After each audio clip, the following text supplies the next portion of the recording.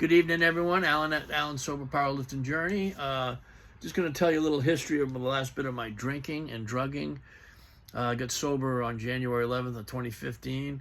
Okay, I'm going to start it off in the town of Marion, Illinois, in southern Illinois. I don't live there anymore. I live in a place called Dighton, Massachusetts. Now, this is where I'm from, Massachusetts. But anyways, I was at this liquor store there, and I ended up stealing a bottle of moonshine. It came in like a mason jar, and I drank that whole thing, or most of it, and I ended up getting arrested later on for that.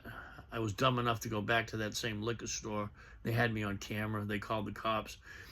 Anyways, I got arrested. I went to Marion County Jail and sat there for about 3 days. And they let me go. I went to court. They let me go on my own recognizance. And, it was a misdemeanor. It was under $100, whatever. But they let me go on my own recognizance. And so when I got out of there, I found my car had been towed, and I couldn't afford the impound fee. So I went back to the buy here, pay here place where I bought it. So from there, I ended up staying at this guy's house. What the hell was this? I can't even remember his name. He had a nickname that's in the Bible or whatever. But it was nothing but drinking over there. It was a black guy's house. Nothing but heavy drinking, Finally, he had enough of me. I had nothing to offer to him anymore, I used to go over there with a bottle, and sure, we were good friends. But when you run out of that something to offer, the friendship's gone, It was all based on what I had and what he could get off of me, He ended up, I don't really blame him for getting rid of me. I had nothing to offer. So I ended up leaving there, going over to my ex-girlfriend's son's house, Matt, and his fiance. I stayed the night over there. From there, I ended up at this other house that he knew. There's people that took me in for 5 days. Then they kicked me out, They gave me a time period I could stay there. They ended up telling me I had to go. So I ended up on the street in Marion, Illinois, cold as hell, no money. Had nothing but a spring jacket. So I ended up calling 911 and telling them I wanted to harm myself, I didn't want to harm myself. I just wanted to get out of the cold. So I ended up in the nut house somewhere over the border in Missouri. I was in a nut house there, They sectioned me for about 4 days. And then they got me into the Lighthouse Shelter again in Marion somehow, because I'd been kicked out of there 3 times. She didn't even remember that she kicked me out last time for a bottle of vodka. So I ended up in there, and I stayed in there for almost a month, and then I went to rehab from there. So I was really, I was starting to do good. But I had a case, and I also had an open case that I had absconded from probation in a small town called Olney, Illinois, in Richland County, about 2 hours away. I didn't have a warrant out for me at that time, but I just had to go to court for it. It was for possession of methamphetamine. And I had another case that I had there also. It was possession of cocaine. I was on probation for the methamphetamine, and I was going to court for that, for the cocaine, though. That's a whole different story. I'll tell that later. I also had a case in Clay County, the county next to it, for writing a bad check.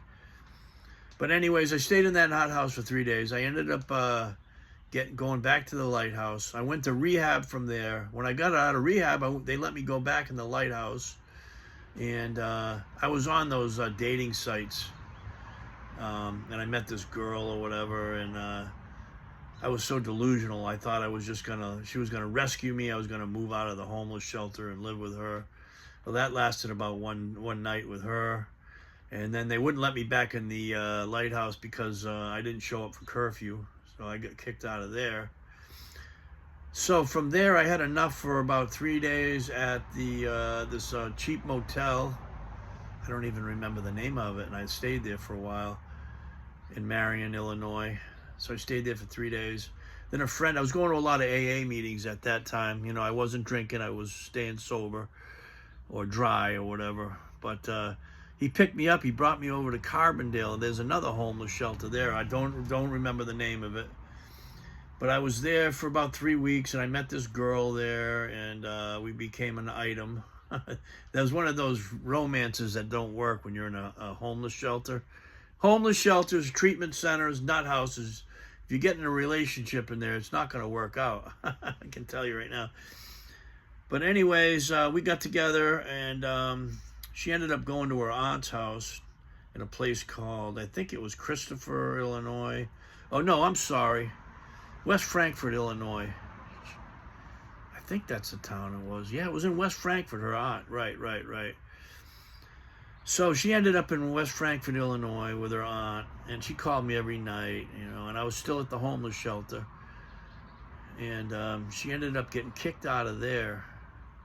She was a bad drunk. That's why. She probably got drunk and she was mouthing off or whatever.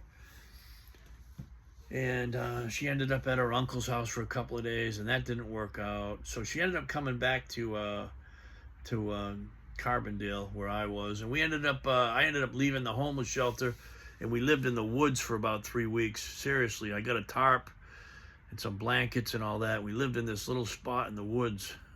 It was miserable, I'll tell you. 3 or 4 weeks in there. We both got checks. I got $1,000 every month from a trust fund I had at that time, and she got some disability, not much. So as soon as we got our checks, though, when we were in there, we ended up getting a hotel room. We paid a month, a motel room. I did it again. I stole some booze from a liquor store, and I got caught. So I ended up in West Frankfort, not West Frankfort, I'm sorry, in the town next to me, Franklin County, I think it is, something like that. They're all named after presidents.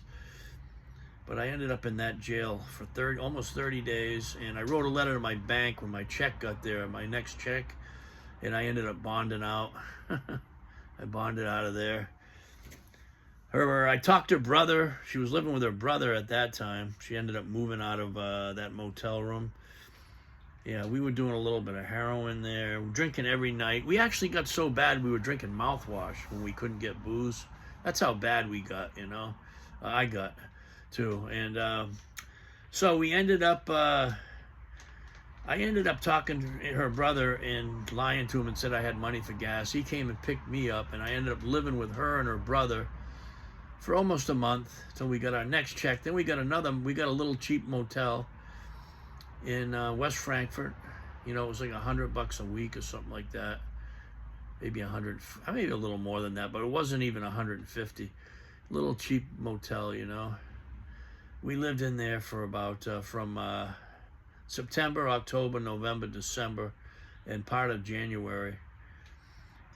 January came along. We were drinking every night in there, hardcore, you know.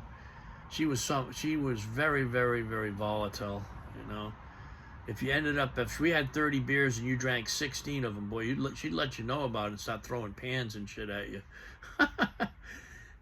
She was really nasty, boy. So anyways, about January, when was it? January 11th or 10th. I think it was 10th. We started drinking. I bought a big bottle of vodka, and we had a case of beer. And we both got hammered, and we started arguing in the middle of the night. And she threw some shit at me. I threw something back at her and hit her in the face. And the hotel manager heard us. He kicked me out, let her stay. I had nowhere to go at the time, so I was sitting on a bridge, drinking out of the bottle of vodka that I took it anyways and left with the phone. Called a couple of people. Nobody would let me move in or nothing. So I was pretty much stuck. I had like $40 left to my name. So I sat on that bridge. I decided I actually went back to the motel room. She sobered up a little bit, but I laid down in the bed. I knew my goose was cooked, as they said, and the cops ended up coming. She called the cops, which I don't blame her, you know, whatever, you know. And they came, and I told them I had a warrant for absconding probation for the possession of meth in Richland County. I never took care of that, and I also had the warrant for writing the bad check for $100 or so in Clay County. So my last drink was right there. The West Frankfort police came. I told them everything. I told them about the warrants. I was, as calm and as nice as I could be. And they let me have 2 more shots. I asked them if I threw it out there. I said, can I have 2 more shots and a smoke before you guys arrested me? And they said, sure, go ahead.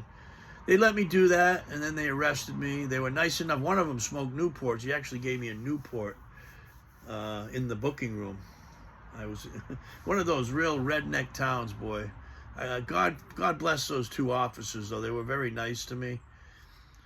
But anyways, that's when I got sober. Right then, I decided I didn't want to live like that anymore. And that's over 11 years ago. I never drank since.